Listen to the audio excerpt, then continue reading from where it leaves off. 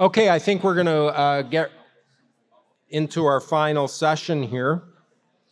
The censorship session, which to me is always topic number one in my mind and in this Global Liberty Institute. Everything depends on free speech, in my simplistic way of saying it.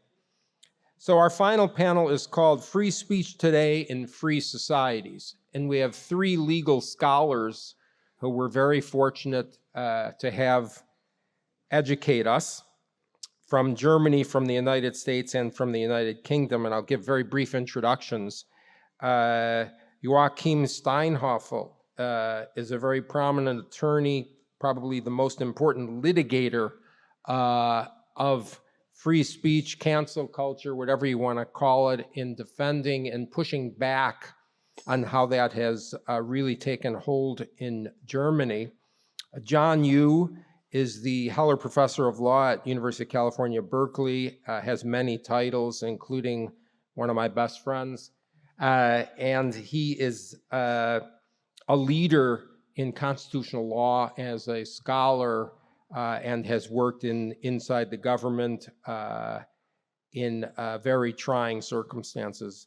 And then our third is Andrew Tettenborn, who is a professor and chair in law at Swansea University in the United Kingdom, who has graciously continued to participate in this conference, even though he was very, very ill and couldn't come. So we have him hooked in by Zoom, I guess, or it's not necessarily almost connected.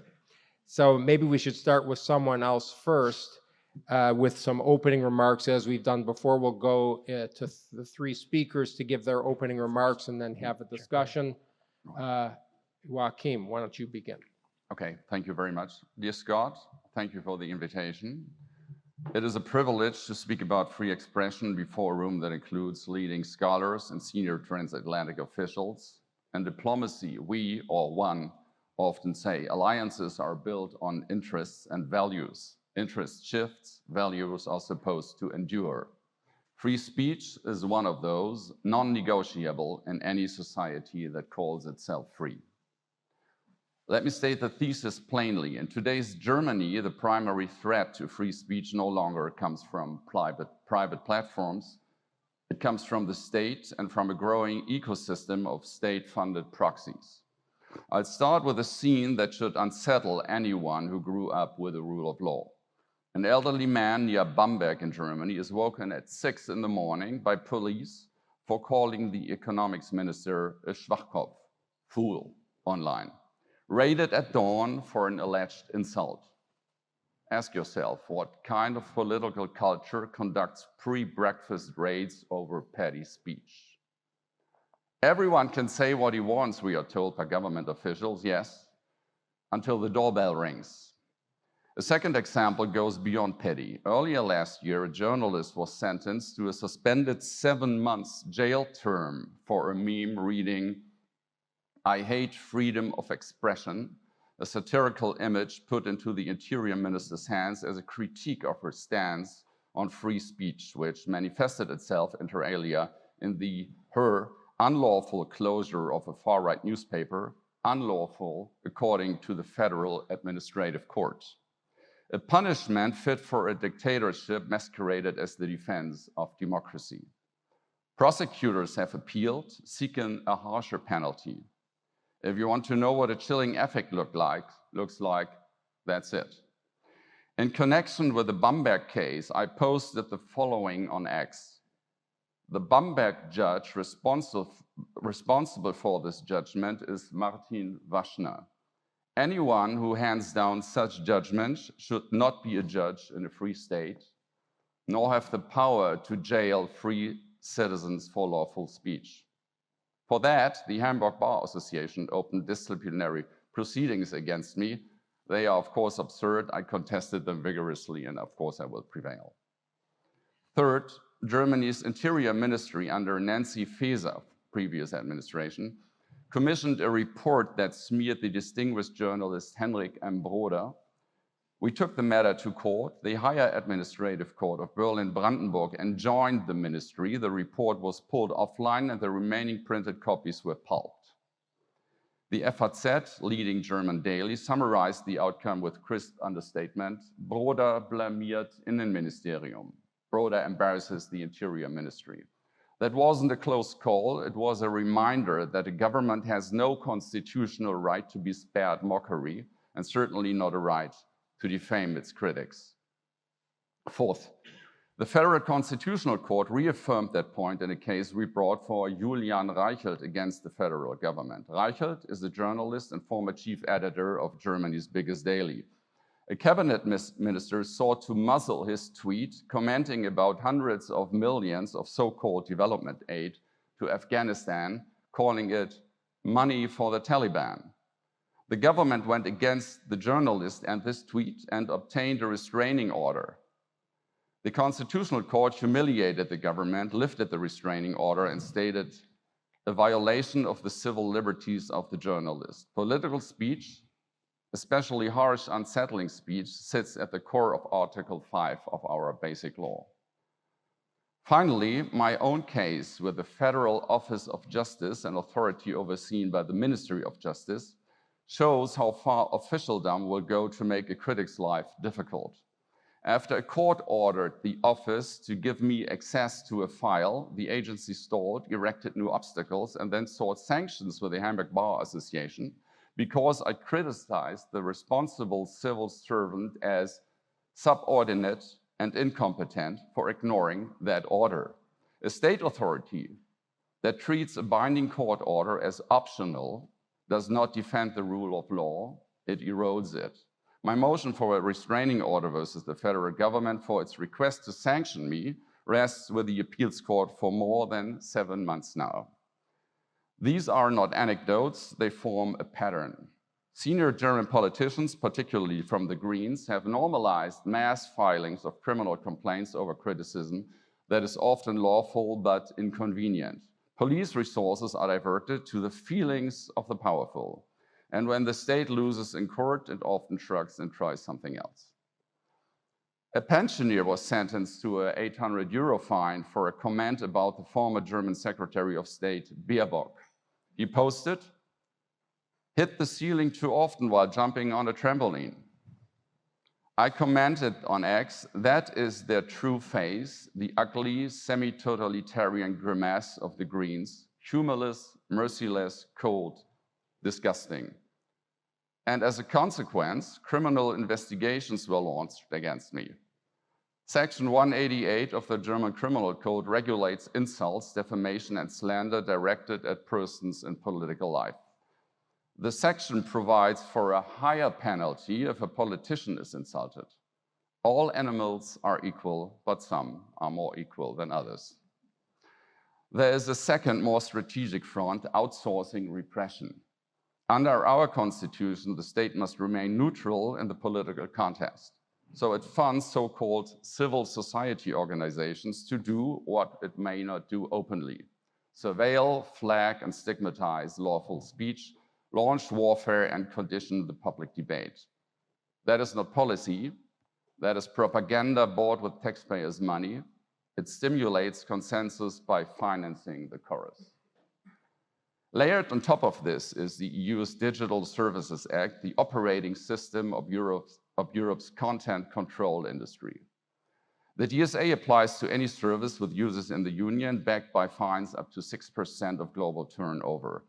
It deputizes trusted flaggers, elevates state and parastate notices, and tells platforms to move fast or else. Illegal content is defined by the most speech-restrictive law anywhere in the EU. In crises, the Commission may order risk mitigation measures, elastic enough to mean whatever yesterday's panic demands, including throttling lawful discussions under the banner of disinformation. The predictable result isn't just takedowns of the illegal, it is overblocking of the lawful, shadow bans of the inconvenient, and the quiet freezing out of dissent by compliance departments terrified of Brussels. That isn't adjudication, it's administrative censorship at scale. A brief doctrinal reminder, because principles matter. The German Constitutional Court has said for decades, the state must tolerate sharp, even wounding criticism. The line to smear is a narrow exception, not a default. In cases of ambiguity, courts must choose the non-punitive reading, and a government, unlike a citizen, has no honor to protect via criminal law. These aren't decorative quotes, they are functional guardrails. They may not be removed. But we have a bureaucracy that polices satire and politics that pathologizes dissent. Some access the text module box, but this is about hate and incitement. Let's be serious, this is vulgar boilerplate. A dawn raid for fool, a 7-month sentence for a meme, a ministry report pulped after it tried to kneecap a journalist, a cabinet minister asking the Constitutional Court to sterilize a political statement. This isn't about protecting minorities or preventing violence. This is about protecting power from embarrassment. There's also a legal culture point. Freedom of expression is not a courtesy extended by rulers to well-behaved subjects. It's a constraint on rulers enforced by courts and citizens. Once you allow officials to collapse the difference, you invite a politics of permanent sensitivity with criminal law as its concierge. That is the game in Germany today.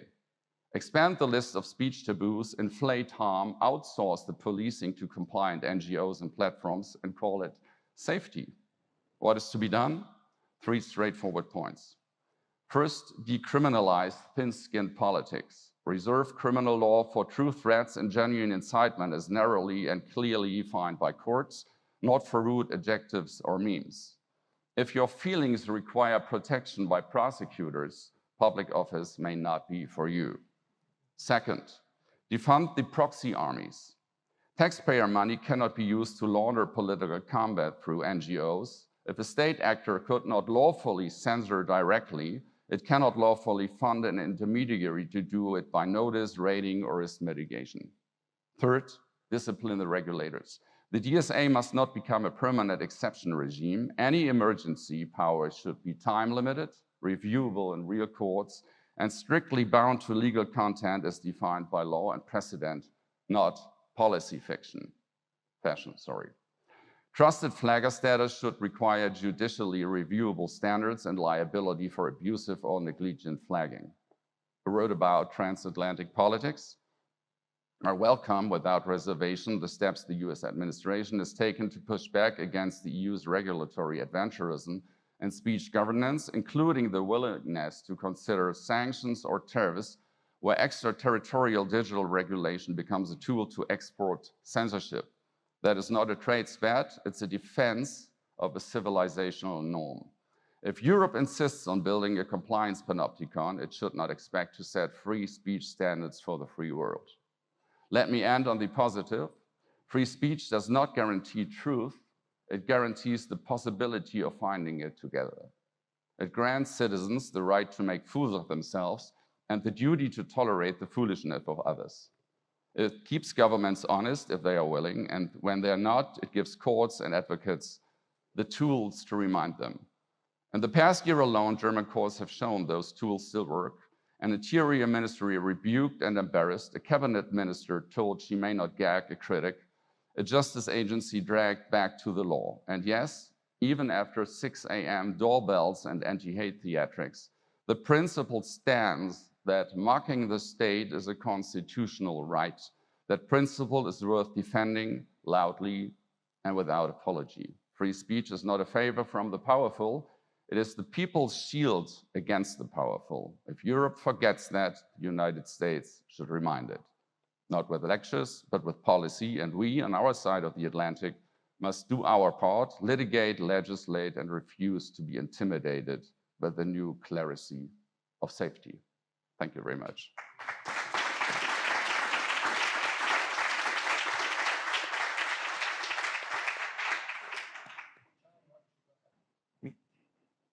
Thank you very much for inviting me back to speak with you.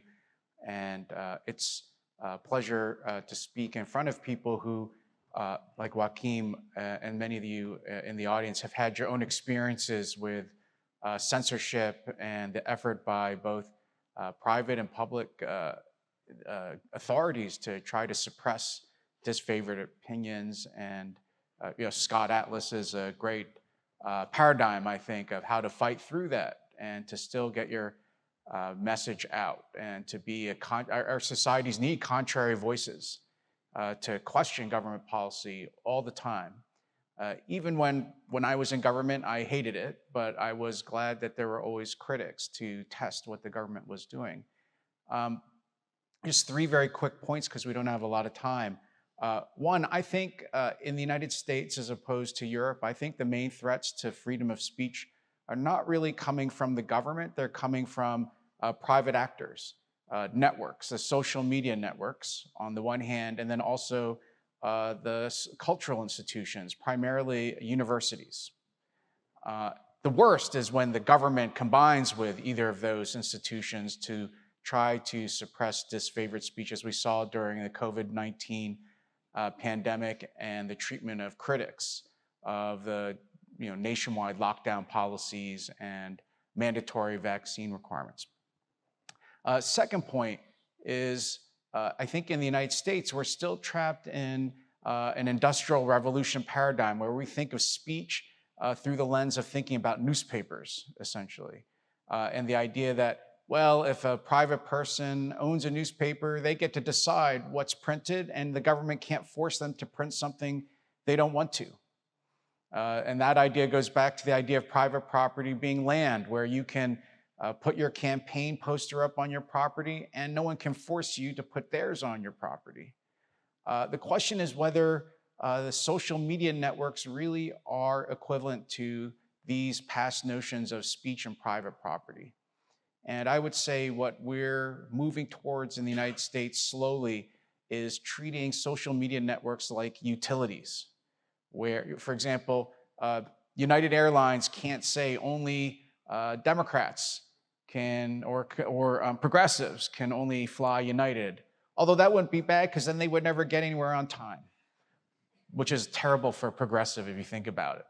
Because their whole idea is they have to progress on time. You don't have electricity and utility water companies can't say we're only going to hook up Republicans, right? We think of these are called common carriers. We think of certain kinds of networks as being responsible for a public service for which they're not allowed to ideologically discriminate. And I think we are gradually seeing the American system start to treat social media networks in this way. Still allowed to make money, still allowed to make large profits, but because they have such market dominance in their industries, they're not allowed to carry out ideological discrimination. Last point I'll make is, and this goes to the point of remedies, if you think that the real threats to freedom of speech are coming from social media companies, internet networks, or cultural institutions like the universities, what's the best solution? We're accustomed to, I think, the approach that Joachim laid out that is very much an American legal approach too, which is you go to the courts and you get the courts to enjoin the defendants to stop doing what they're doing. I wonder whether that's going to be most effective. If we don't trust the government itself to be fair and free speech, if you think about the way we think about in the legal system, we're asking the government to restrain itself in its violation of freedom of speech. And I don't think the government can be trusted. If you want to take a good example of this, look at the Murphy versus Missouri, which was the case that even though the Supreme Court would not reach the merits of the case, revealed incredible level of cooperation between the Biden White House and Facebook and Twitter and YouTube to suppress criticism of the way the authorities handled the COVID-19 pandemic. There's just an incredible level of intertwined relationships, even though the courts ultimately did not reach the question whether the government was compelling social media. It seemed apparent to me social media wanted to cooperate with the government anyway, even if it wasn't compulsion, because they shared the same attitude that speech is not about the marketplace of ideas of brutal competition and criticism, but that speech was kind of like a cultivated garden where the government and social media were the gardeners. And we all happen to, I guess, be flowers in the garden. Right? So the question is, do you really trust that government to correct its own violations of freedom of speech.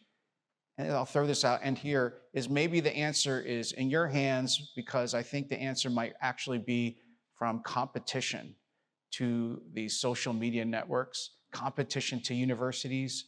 So I'm in part going to, voting with my feet. I'm going to join the University of Texas, which is creating a new school of civic leadership, which is designed to present an alternate approach to higher education than the ones we saw perhaps in the Ivy Leagues, where I noticed many of you, including myself, went, where I think we see the worst sort of voluntary speech self-censorship that we've seen in American history going on right now, to the level where Jewish students are harassed by students and staff and faculty members without any compulsion by the government. They just do it because they think that's the right thing to do, and they use their power on campus to suppress disfavored speech, disfavored points of view. Perhaps the thing we should be doing is setting up alternate businesses, which are going to provide other options and outlets for freedom of speech beyond the existing social media networks, beyond the control of government. And we're going to see alternate forms of cultural institutions, like new kinds of universities, new kinds of, say, museums. We're relying now, we're talking about now in the United States about Donald Trump and his executive orders are in a way an effort to do that.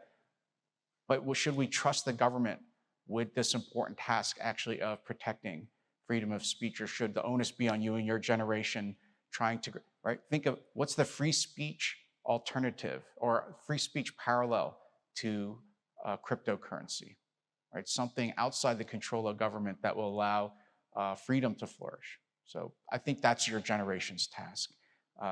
We've screwed up free speech enough in our generation, and so put the onus on you. Thank you very much.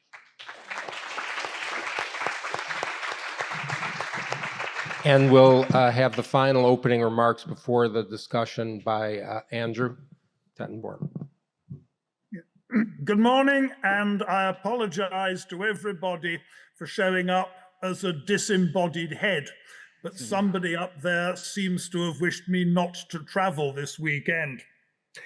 I'm going to start actually by out-Joachiming Joachim. I come from a country which in the last 40 years has dropped from one of the most supportive of free speech to one of the most restrictive, and it makes me ashamed to appear before you. Only in the last few weeks, we have had somebody seriously prosecuted for silent prayer outside an abortion clinic. We have had somebody who was sent to prison for 2.5 years for a single tweet expressing what would have been expressed in any sports bar about the English unrest in northwest England earlier this year. And only this week, we have had a comedian returning from Arizona, finding himself arrested by 5 armed policemen on the basis of a tweet which insulted or apparently discombobulated a trans activist several months ago. And not to be content with that, we are doing our best to emulate the European Union. I don't know if any of you noticed, but with an entirely straight face and without laughing, a government department last week told an entirely US website, 4chan, which admittedly is not the kind of website that most of us would read, but never mind. It told an entirely US website, 4chan, that it was fining it £20,000 and would fine it daily sums beyond that for not promising to make sure that everything it said complied with English law and for failing to submit paperwork to the British government. In other words, Britain has fallen completely. How the mighty fallen. Now, the real question, I think, is what can you do about this? What are the remedies that need to be applied? And I'll be very brief. I think they are three. Firstly, I think it is now clear that you do require positive laws protecting free speech, like the First Amendment, and like you also have in Germany with the Grundgesetz. It's not enough simply to have a lack of legal regulation of speech, which is what Britain relied on for a long time. You cannot trust government. Government sooner or later will be hijacked by an interest group and will pass legislation to protect that interest group. It will say, oh, well, this is just one little restriction on free speech. This is something you should simply learn to put up with. And after a time, unfortunately, people get used to it. It's like the old proverb about boiling a frog. If you put the frog into boiling water, it will leap out. If you put the frog into cold water and boil it, it won't notice. The second point, I think, is that we do need a political impetus towards free speech. And that actually is something which John will know took some time to arise, even in the United States. Until about 100 years ago, the First Amendment was nothing like the powerful instrument that it is today. It took a change in judicial attitude, a change in political attitude, to say that the First Amendment should actually mean what it says and not be hedged around with all sorts of restrictions. And again, to take a couple of other examples, well, one, again, I will pick up from Joachim. So Article 188 of the Strafgesetzbuch is something which is as much the product of a political outlook as anything else.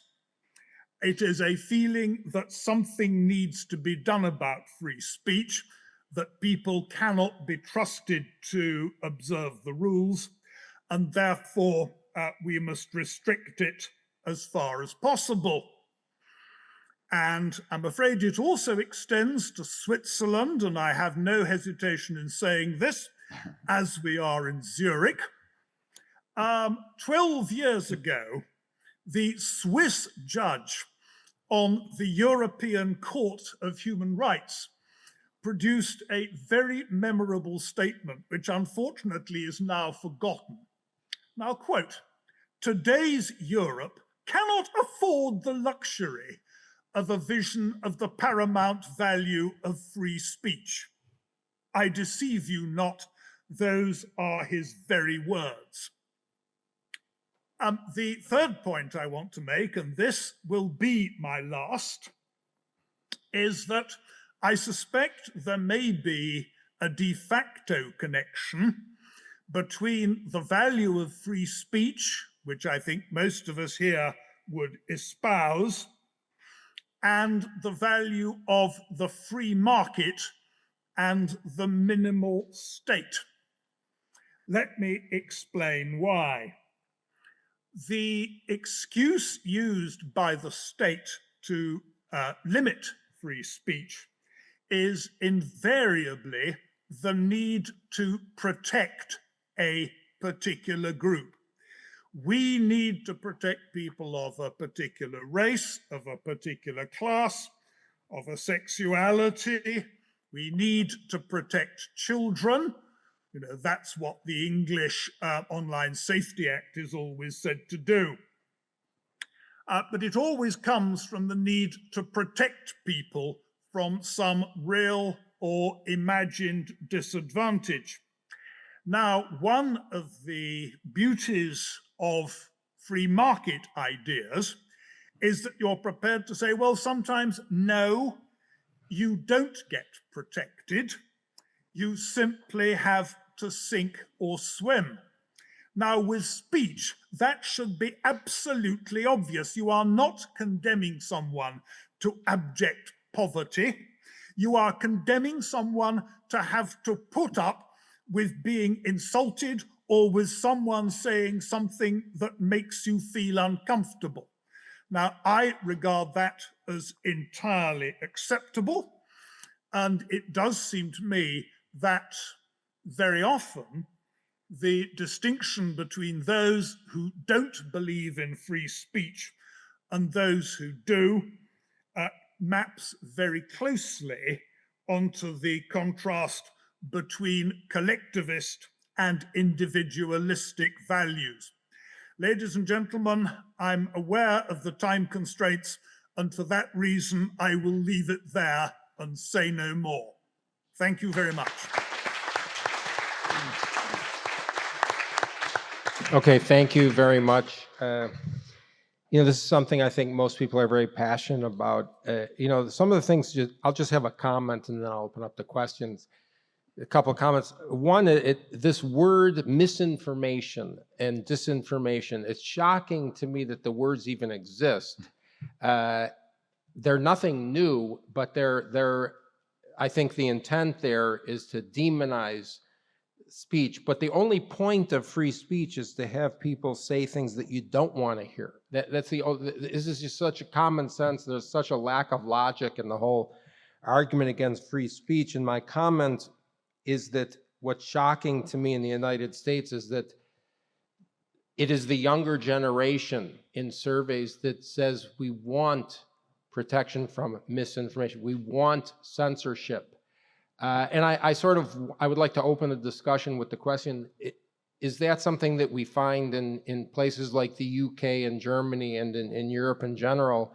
Is this idea of more censorship actually traceable to younger people, which is the opposite of what it was in the world that I grew up in? I can start with the United Kingdom. The answer is yes. It is students very much who call for example, the careful curation of reading lists, and it is young lecturers in universities who overwhelmingly are the people who say, well, the university must be decolonized, we must make sure that people don't read particular things that might offend them or amount to disinformation. It's not limited to the young. Our authorities have been just as guilty as they were over COVID. But if I went on to talk about that, nobody would get home until late this afternoon. Okay. Joachim?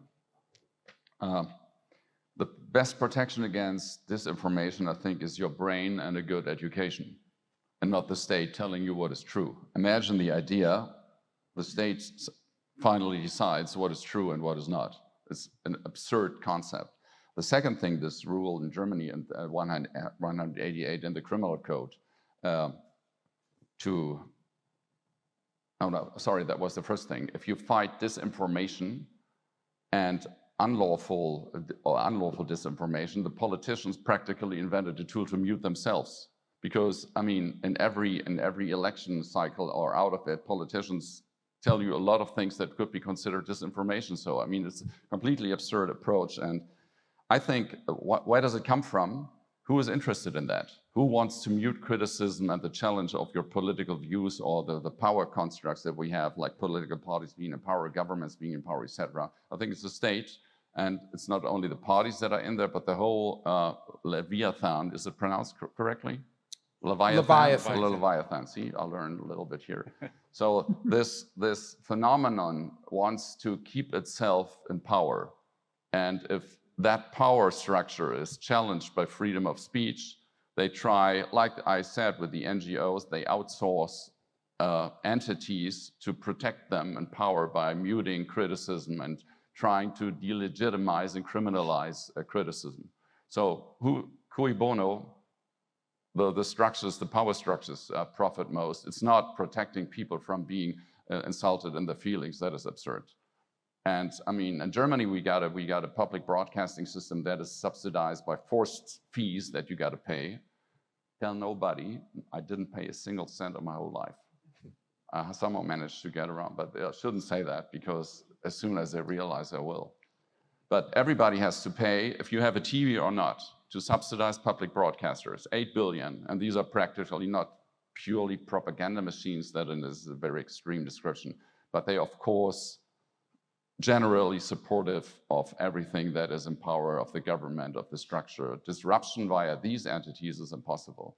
So you got the state with the interest, you got the NGOs funded by the state, and you got the information tools of public broadcasters who replicate what the state wants to hear and be put in the brains of the people.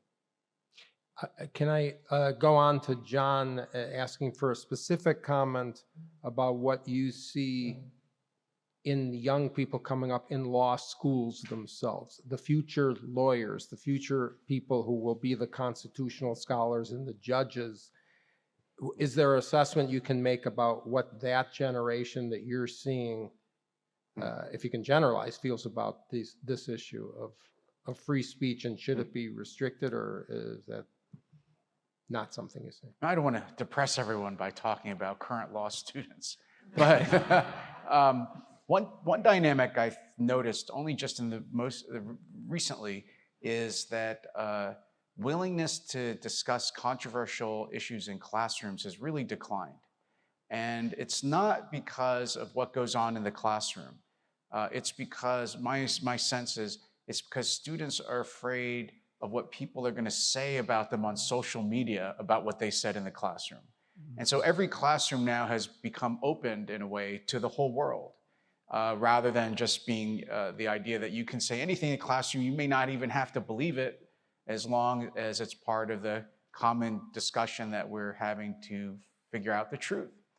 And so this is why social media has come into the universities, and I think is actually suppressing free speech in a way, but it's nothing directed by the university administrators or by the government. It is the social media companies in a way who enable this.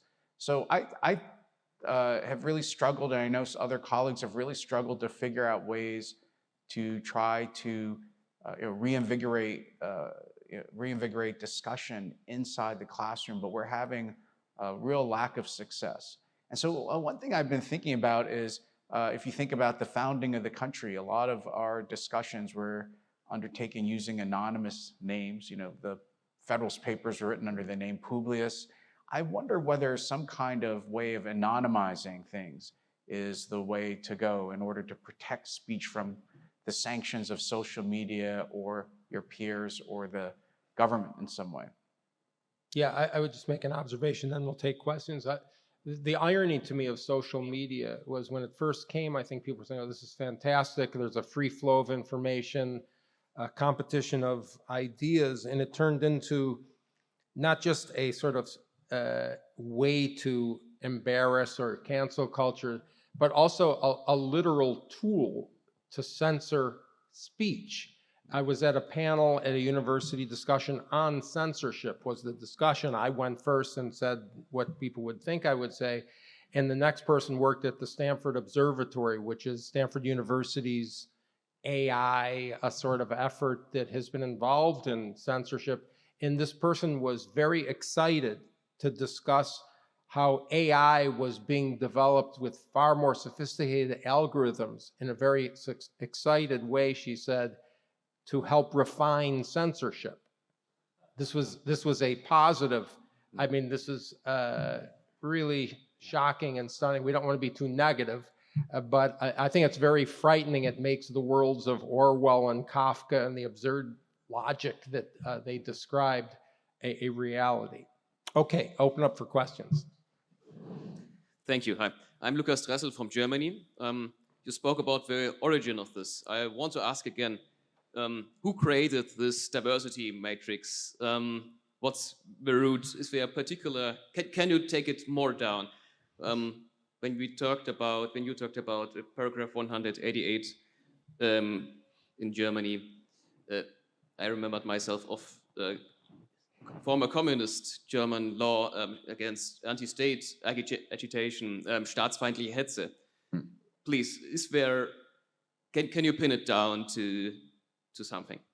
Yeah, if you want. So something always. I think the problem started in Germany 2015. There was an open mic situation in the world of Astoria in New York when Merkel talked to Zuckerberg and said, in a nutshell, please mute criticism on my migration politics. Please mute that. And he didn't do that. And then we had the Network Enforcement Act, which foresaw penalties up to 50 million euro, even for leading management of Facebook and the other social platforms, if they didn't delete fast enough. Evidently illegal, 24 hours, illegal, 1 week. Evidently unconstitutional. I was at the hearing as a visitor and later as an expert witness in Parliament, and I really took them to task, these people, but it's like talking to a wall. When the first hearing before the law was passed, there were 10 witnesses, 10 experts. 8 were asked about the constitution, is this law constitutional? All said no, the law was passed. So I think the social media actually is a great tool for all of us to express ourselves, to criticize. There was no such tool before they were there. You could go to the media, to like Fox News or Wall Street Journal, or in Germany to public broadcasters on newspapers. You didn't have a voice. Now everybody has a voice. It has evident, massive, complicated downsides, challenging, especially for people who are not eloquent. But it's a big upside as well, and it's used like that in the US. Look at X now, it's free, which is great. So it's a big tool to go against government and to formulate criticism that otherwise is not accessible to the people. And that is a great thing. And this is why governments, especially in Europe, DSA, Network Enforcement, etc., went against it so massively and tried to delete whatever they can that went against their policies. They never had this.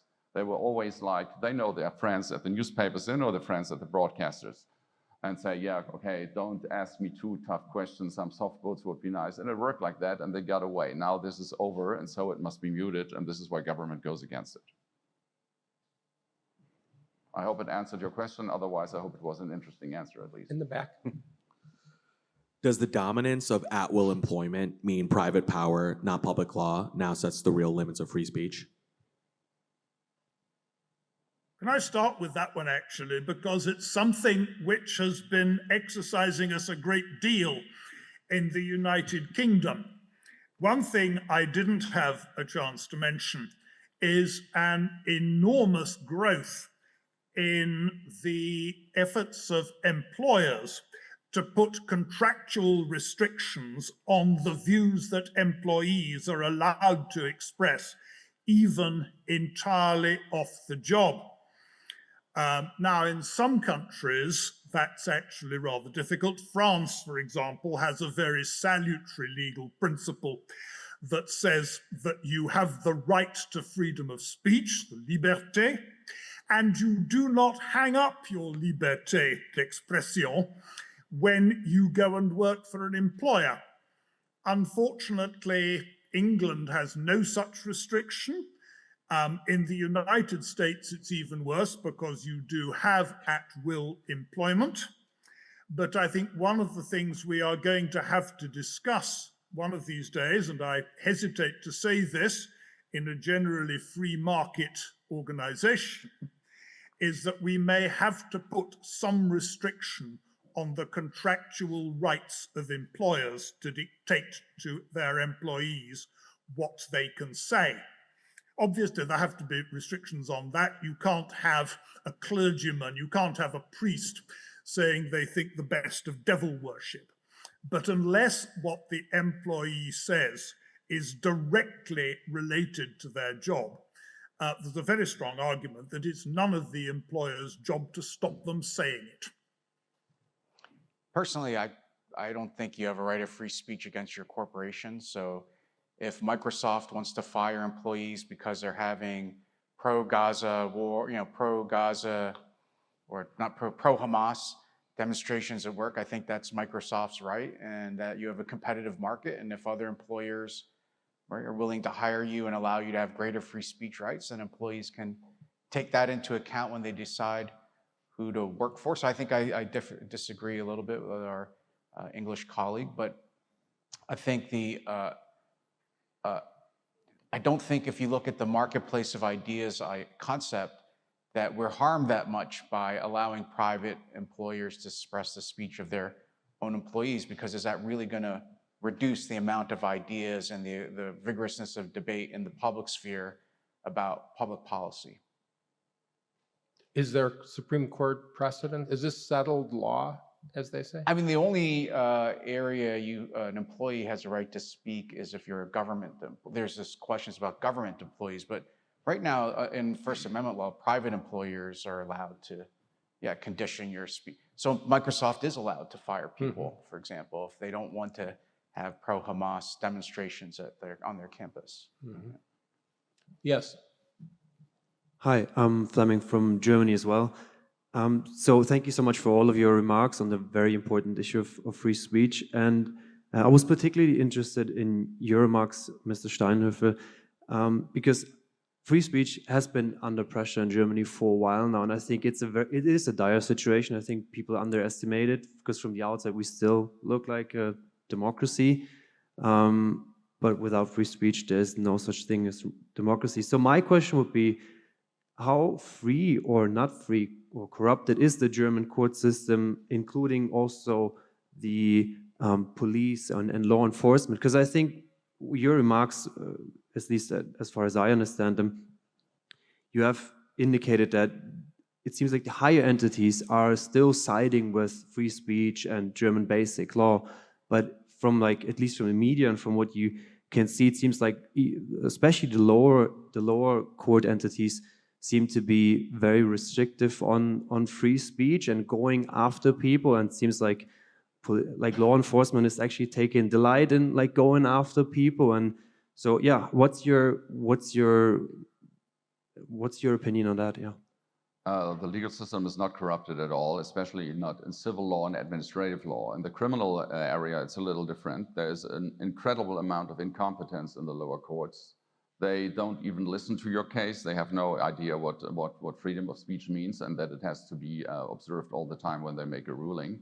And state prosecutors are like recipients of orders from politicians, so they're not free to go after whoever they want. There were these three famous guys that 60 Minutes did a report on from Göttingen, who were sitting there and laughing and giggling that they confiscated cell phones as a great achievement of a pre-dawn raid.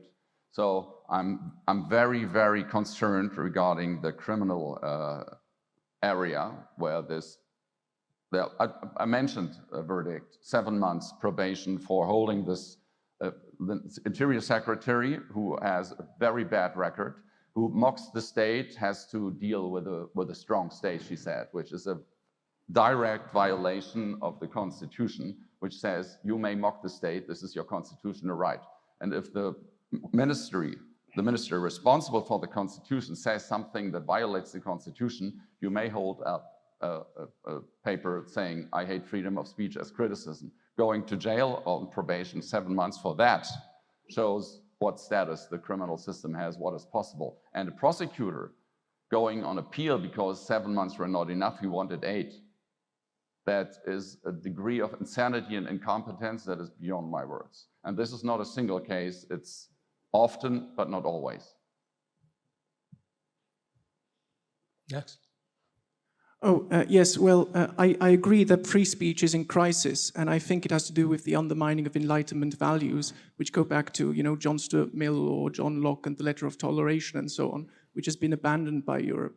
Now, I did see this all my life because, climate change, for instance, at school, it was taught to us any dissent was basically suppressed, but also in wider society with laws in Switzerland. So what I did is I set up the Free Speech Alliance in Switzerland, together with 2 top professors, including the top jurist in Switzerland, to do something against this. So what we basically do is defend people who have been censored or cancelled in Switzerland. And we brought together the best people in Switzerland to help us do it on committees, including Mr. Rainer Eichenberger, who spoke earlier, who sits on one of our academic committees. And we're currently defending, just so you can see the kind of problems we have in Switzerland, we've provided 3 people with a lawyer in Switzerland, each of whom are being censored. One guy satirized racism in a TikTok video. He's being sued by the state authorities. The other guy criticized Hamas, saying never again is now, and showing a picture of an Israeli flag in the form of a fist smashing a Palestinian flag in the form of a Nazi cross. He retweeted that on Twitter, and he's a jurist, and he's being sued now for incitement to hatred. We're defending him in court. Another guy is basically a fan of Ludwig von Mises and Hayek and is an anarcho-capitalist. He has now been classified by the state authorities in Switzerland as a threat to the state. We are also, and he's being denied his lawful right to own guns, and they want to send him to a psychiatrist to have his head examined before he can actually buy and own guns, which is Stalinist. And we're defending these free people. But as Mr. Steinhoefel said, Germany is even worse, which is why we've now expanded our operations to Germany and brought together again some of the best people in Germany, such as Norbert Bolz, one of the prime philosophers, if not the prime philosopher and media scientist, the best journalists like Roland Tichy and so on. So we're really steaming ahead, offering the same protection in Germany. But one thing I'd like to ask to Mr. Tettenborn, sitting, I presume, in Britain, what would you do in my situation or my organization, which provides lawyers, against something like the Online Safety Act, which has come into effect in Britain, which is very hard to tackle from that kind of organization, which you might compare to the Free Speech Union in Britain, what we kind of do. But in Switzerland as well, something like the Online Safety Act is on the cards. They are trying to introduce it through the back door and various means. But I'm not quite sure how you tackle that. I think the only way to tackle it is eventually, well, obviously it has to be politically, and it has to be almost through ridicule. That was why I said actually certainly earlier this morning that an agency of the British government had apparently been able to take itself entirely seriously by issuing orders to entirely American websites to jump to the tune of the British government. The more we can make the enforcers of the Online Safety Act look stupid, the better we're likely to succeed eventually in getting rid of it. The enthusiasm for the Act, it's interesting to see, has already declined. The one maverick political party in Britain, which you may know is called Reform, is already pledged to get rid of it. And I suspect at least one other party in Britain is moving quite fast towards that position. In the end, all you can do is mobilize popular thought. And if that involves populism, then as far as I'm concerned, the more of it, the better. Questions? Hi, is it on? Yes. Okay. Hi, Nick Iacono. I'm an attorney from Washington, D.C. Thank you all for the great discussion. There's an old saying, meet the new boss, same as the old boss.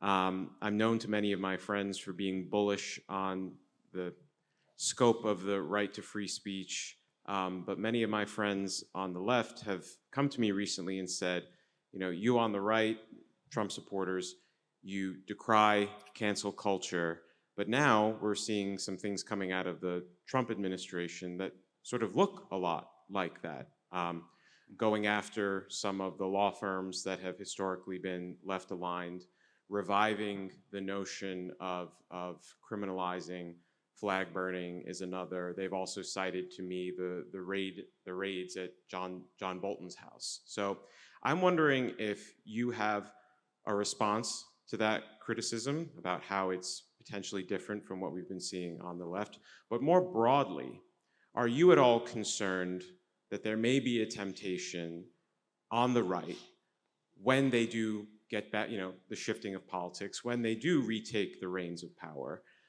Is there a temptation, and should we be more vigilant of avoiding the temptation of adopting some of the examples on the left of cancel culture for thoughts and ideas and perspectives and speakers that we don't like? After listening to what's happening in Germany and England, I'm bullish on the United States suddenly too. I mean, free speech is still, I think, best protected in the United States than most of our peer countries. Scott and I were trying to think of a country where free speech is in better shape than the United States, despite all the problems we have. And I couldn't think of one. But I think the questions you're asking have less to do with free speech than the problem of how you constrain government. So you could almost say that Donald Trump's success in politics is because he satirizes and pokes holes in this sort of PC atmosphere or woke atmosphere that dominates our cultural institutions.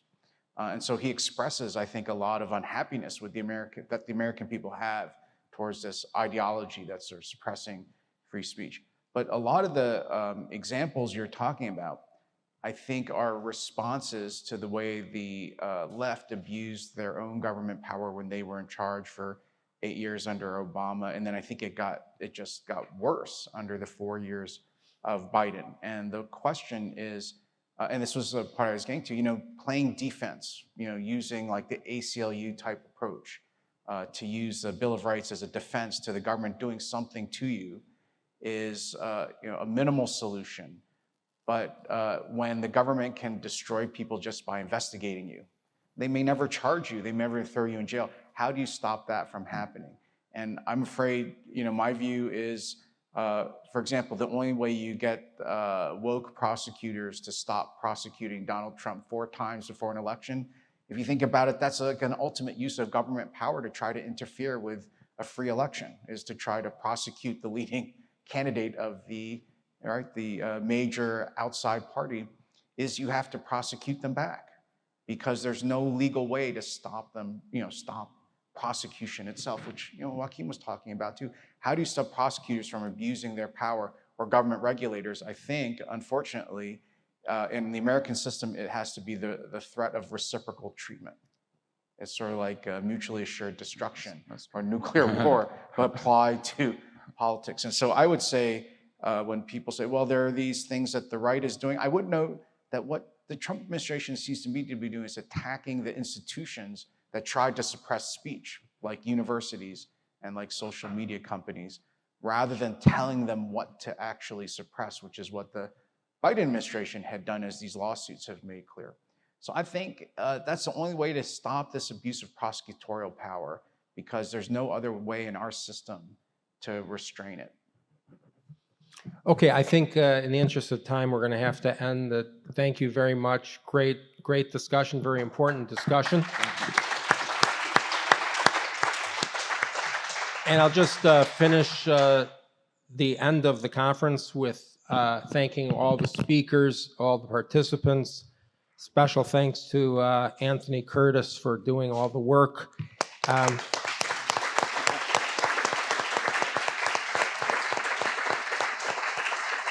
And I would like to remind everybody that keep an eye on what we're doing. We do have newsletters, emailed things, as well as a website and social media presence, but I would like to encourage everybody to try to at least look at coming to our next event, which is in Palm Beach, Florida, February 27th. It's going to be great. I hope everybody enjoyed this as much as I did, and stick around for lunch. Thank you all for coming. Thank you.